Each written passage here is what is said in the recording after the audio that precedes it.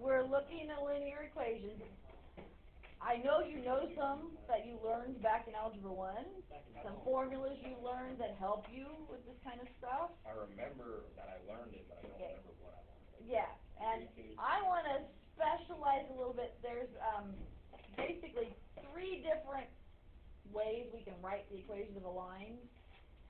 Certain methods are better for certain types of problems. Like, for example, I'm going to tell you if you want a graph, that there is a certain form that you put your line in that makes it easiest to graph. But if you're trying to actually come up with the equation of a line, then there may be a different form that's better. So we have to kind of keep these separate. I'm actually going to divide this into 2 groups. What forms are good for graphing? Yeah. And what forms are good for coming up with the equation of the line? You can use them all in both cases, but some just make your life easier than others. So if you can pick the one that's easier, that's the best way to go. So we're going to split this apart. Okay, Andrew just said y equals mx plus b to me. Anybody remember the name? That is slope-intercept form. And it is absolutely the best. If you're going to graph a line, you can't beat it.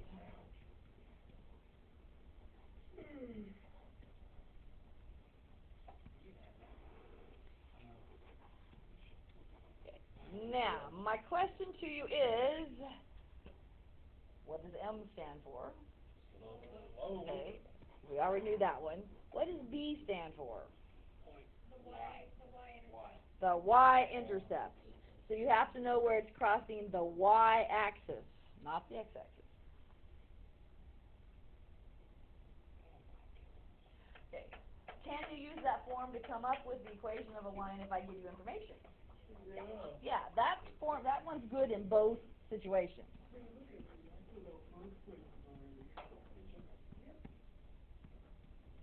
So it can be used in both. However, if you're going to use this to write the equation of a line, you have to know slope, but for everything you have to know slope. You have to know slope anytime, anywhere, for anything you do. But to use this method when writing the equation, you have to know the y-intercept. If you don't know the y-intercept, this is not much use to you. And a lot of times, we don't know the y-intercept. Okay, can you think of another form of formulas you know? You know point slope, yes. Do you remember what the point slope formula looks like? Yeah, it's y equals x minus a. Yes. Did I say it right? Megan did. Well, I wasn't listening. I'm going to find it. Okay, so she said y minus y equals, yeah, now, on this one, I'm going to tell you those little subscripts are super-de-duper important. Yes, it's y minus y1 and x minus x1. Now, why would they put a subscript on one of the y's and not put it on the other one? Because when we did slope the other day, when you did y2 minus y1 over x2 minus x1, we put the subscripts on both of them. So why not here? Because one x is cooler than the other. Okay. This one you're actually going to use to come up with the equation, to write the formula of the line. And therefore you have to have a y and an x in the formula. You have to have variables left in your formula when you write the equation. So the first y and the first x, they stay variables. You don't put a number in for them. Whenever you see subscripts on a formula, it means put a number in me. Wherever they put the subscripts on, that's where you're supposed to substitute numbers in. And that is true in math and even more so in science equations. Science people love their subscripts. why are you a science teacher? Why aren't I a science teacher? Yeah, you'd be a fun science teacher. I sadly, but procrastinated taking physics in college. Why would you procrastinate? Back at the ranch here. Back at the range, huh? Back of the range. Good play. Okay. So we have point slope. Point slope. Why did they name point slope point slope?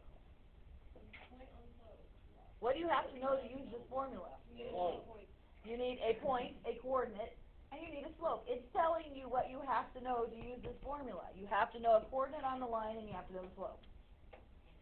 Slope-intercept is telling you too. You have to know the slope, and you have to know the y-intercept. They're pretty smart in how they named them. So it's telling you what it's used for. Okay, you will not ever, ever draw a graph when it's in point slope form. We would never use point slope to draw a graph. So this is only if you need to write the equation of the line. You'll never use it for drawing the graph. Okay, and there's the last one. Standard form. What is standard form? AX plus BY equals C. What about the y minus y?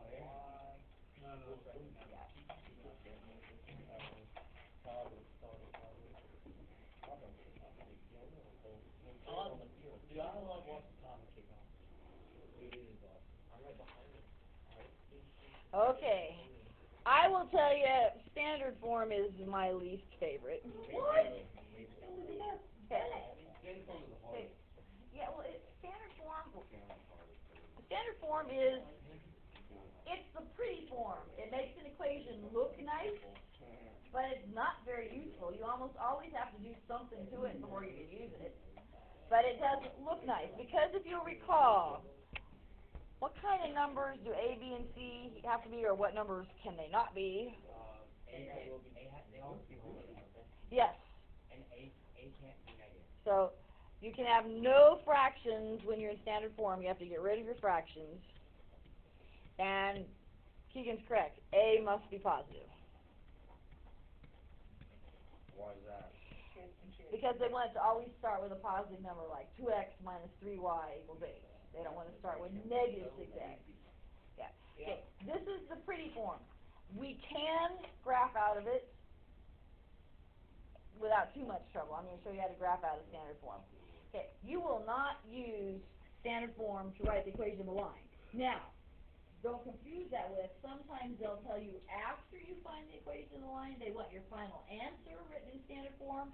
That means they just want you to pretty up your final answer and make it look like this. You will not use that formula to actually start writing the equation of a line. You cannot. We never know what A, B, and C are. They're just these coefficient numbers. We don't know what numbers go there. You can't look at a graph and go, oh, A is this and B is that. You can't take some information I give you and go, oh, A is a certain number and B is a certain number. Now, there is one little thing that's useful to know out of standard form. Do you remember how to find, you can tell the slope of the line when you're in standard form if you remember a little bitty formula. You need slope's equal to something over something. A over B. You're really close. It's A over C. negative A over B. I told you. That one is a handy one to know if you're working with standard form. It really is. I could give you formulas for finding the x and y intercepts. There's no need to learn them because I'm going to show you a better way. Y is negative A over B? Okay, I can show you that real quick. If I take standard form and I'm going to rearrange it into slope-intercept, I'm going to solve for y, because that way slope will be the number in front of x. So if I solve this thing for y, I would have to move the ax over to the other side, which would give me a negative ax. And then when I divide by b to solve for it, and so right there, the number in front of x is your slope. Slope is negative a over b. And c over b is your y-intercept if you care to memorize that. What's the fraction for x-intercept? C over a. But no need to know that. I'm going to show you a better way. You're hurt my brain if you didn't need to know that. Okay, so that's why slope, because this is y equals mx plus b. The number in front of x is slope, so that's why slope is negative a over b. But it is, I personally avoid standard form as much as I can. It's not particularly useful. It's pretty, it's not useful. Now, next chapter, when we want to figure out where two lines are intersecting each other, then having it in standard form is really nice when we want to do algebra on it. It's a nice form for when we want to do fancy algebra. It is not a great form for graphing or for coming up with equations to start with. Okay, I want to list some other stuff over here, so I'm going to kill this thing right now.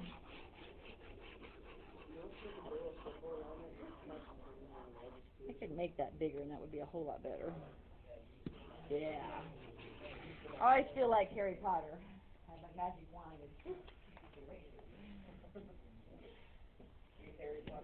I am. Scourgio would be the correct formula for making something disappear. Oh, this I see the correct spell, said the wrong. So, yes, I am a big Harry Potter fan. Okay, a couple other details I want to get about lines in here before we go actually solve some problems. We're going to separate that. We're going to separate this. Okay, a few other key things we need to know. We talked about this the other day. What do you know about parallel lines? They have the same slope. And what did you know about perpendicular lines? The slopes are opposite reciprocals.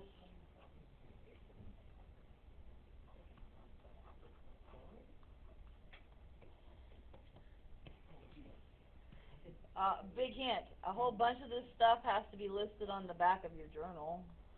So now you tell us. So maybe I'll correct and. Then the biggie, I cannot get people to keep these two things straight. Oh, you'll keep them straight with me. Horizontal lines versus vertical lines. They are a special case. They kind of break the rule from everything else.